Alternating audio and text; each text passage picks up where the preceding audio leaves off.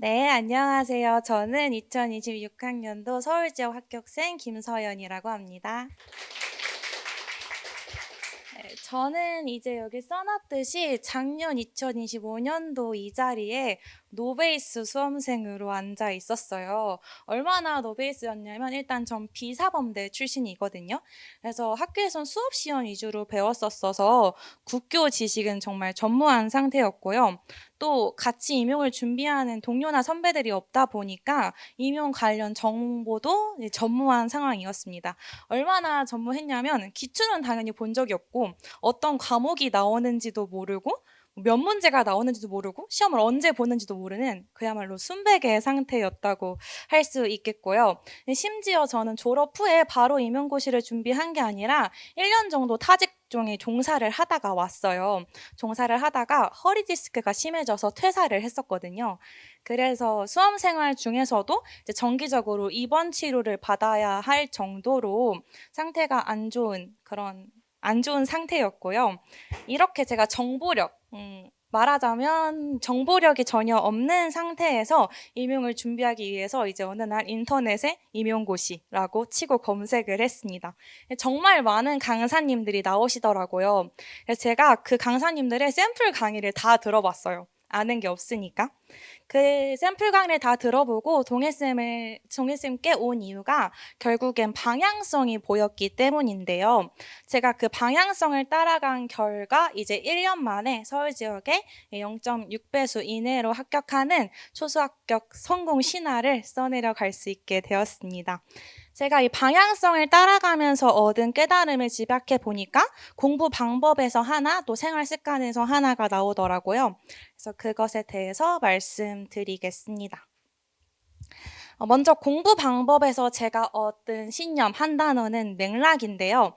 제가 시험도 끝났겠다 흑백 요리사를 엄청 재밌게 봤어요. 그래서 요리로 비유를 해보자면 이제 상반기에는 수업을 들으면서 이제 수백 수천 가지의 재료를 얻게 된다는 생각이 들더라고요. 동해쌤이 직접 그 재료를 다듬고 손질해서 이제 반찬통에 넣어가지고 냉장고에 차곡차곡 넣어주십니다. 그럼 저희는 이 처음 보는 재료가 도대체 뭔지 또 어디 있는지 찾아서 바로바로 꺼내 쓰는 연습을 하는 시기가 상반기인 것 같아요. 하반기에는 문제를 풀면서 그 레시피대로 요리하는 연습을 하게 되는 시기라고 생각을 합니다. 근데 마침내 실전에 가게 되면 반드시 처음 보는 레시피가 있을 거예요. 그러면 그동안 공부한 재료의 특성이랑 또 내가 그동안 요리했던 경험을 살려서 레시피가 원하는 요리를 해내는 것이라는 생각이 들었거든요. 근데 이때 정말 중요한 것이 있습니다. 바로 내가 해본 요리만 할 줄 알면 점수가 맥시멈 70에 그치게 되는 것 같아요. 예를 들어 이 레시피랑 순서를 보니까 실전 문제는 김치찜을 만들라고 했는데 나는 김치찌개밖에 만들어 본 적이 없는 거예요. 재료도 얼추 비슷하겠다. 진짜 최고의 김치찌개를 만들어냈어요. 근데 레시피가 원하는 건 김치찜이었기 때문에 사실 저의 점수는 맥시멈 70에 그치게 되는 거죠. 그래서 중요한 능력이 맥락을 간파하는 능력이라고 생각을 하는데요. 레시피대로 재료를 다르게 쓸 수 있어야 하는 것처럼 조건대로 내 지식을 재구조화하는 능력이 정말 중요하다는 생각이 들었습니다. 전 하반기에 깨달은 게 전적으로 문제에 의존해서 풀어야겠다는 생각이었는데요. 스터디 쌤들께서 맥락을 간파하는 것이 무엇이냐 좀 와닿게 말해달라라고 했을 때 저는 문제를 풀 때 조건이 저를 끌어당기는 것 같아요 라고 말을 했었어요. 내가 아는 방식대로 끼워 맞추는 게 아니라 내 지식 구조를 변형해서 문제에 끼워 맞춰지는 것을 연습하기 위해서 제가 월별로 어떻게 공부했는지 말씀드리겠습니다. 먼저 상반기에는 형식 7, 내용 3이라고 써놨는데요. 상반기의 형식은 목차 정리, 한판, 성긋기, 삼공 분석지 등을 의미합니다. 앞에 선생님들께서 말씀하셨는데 상반기에는 이해가 안 되더라도 일단 하는 태도가 정말 중요한 것 같아요. 자의적으로 내가 이건 이해가 안 된다 혹은 이미 알고 있다 라고 해서 빼는 건 정말 위험한 선택입니다. 그리고 한 3, 4월쯤 던져보면 좋을 질문으로 제가 나는 왜 이런 형식으로 공부하고 있는가를 써놨는데요. 예를 들면 나는 지금 성극기 왜 하고 있지? 나 지금 여기 밑줄 왜 치고 있지? 이런 생각을 하다 보면 맥락이라는 큰 틀의 감을 잡는 데 도움이 될 것 같습니다. 7, 8월은 이제 상반기에 했던 그냥 하는 태도가 시너지를 내는 시기인데요. 상반 7, 8월의 형식은 답안을 능숙하게 쓰는 것을 의미합니다. 제가 공부한 내용을 답안을 써보면서 진짜 알고 있는지에 집중을 했지 답안을 수려하게 쓰는 것에는 별로 집중하지 않았던 시기예요. 이때는 범위 예고형으로 문제풀이를 하기 때문에 제가 매일 아침 일찍 와서 최소 3시간 이상씩 해당 범위를 공부를 했고요. 또 매주 분량을 스터디원들과 협력해서 밀리지 않고 매주 복습했습니다. 이제 9, 11월에는 앞에서 했던 형식과 내용이 역동적으로 상호작용하면서 맥락을 간파하게 되는 시기인데요. 기출도 상반기에 한번 봤었는데 9월 들어서 2009년부터 다시 기출 회독을 두 번째로 시작했고 7, 8월 문풀은 정말 임용 1차 보기 직전까지 돌렸어요.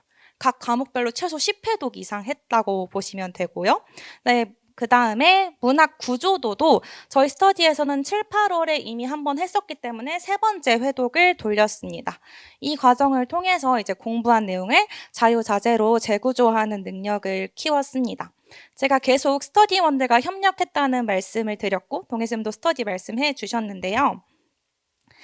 저는 이렇게 스터디 수강 관리 표를 만들어서 상담 때마다 지참해서 들고 갔어요. 제가 정말 계획표가 많은데 7, 8월을 예시로 들고 왔거든요. 이제 해야 할 요소를 표로 만들어서 제가 스터디 원들 쌤 걸 한 장 한 장 넘겨보면서 했는지 안 했는지 체크하고 해야만 도장을 찍어 드렸습니다. 절대 좋게 넘어가지 않았어요. 반드시 해야만 도장 찍어 드렸고 지각했으면 지각했다고 표시를 했습니다. 조장으로서 책임감을 가지고 한 일이었고요. 이렇게 스터디를 하다 보면 정말 좋은 게 나중에는 서로가 서로의 사고 과정을 너무 잘 알아요. 그래서 진짜 전용 가외 선생님이 되거든요. 예를 들어 제가 갑자기 이 부분을 모르겠는 거예요. 그러면 스터디 쌤들이 쌤 그거 7월 달부터 헷갈려 하셨는데요. 지금 이것 때문에 헷갈리시는 것 같으니까 그 부분 다시 보세요.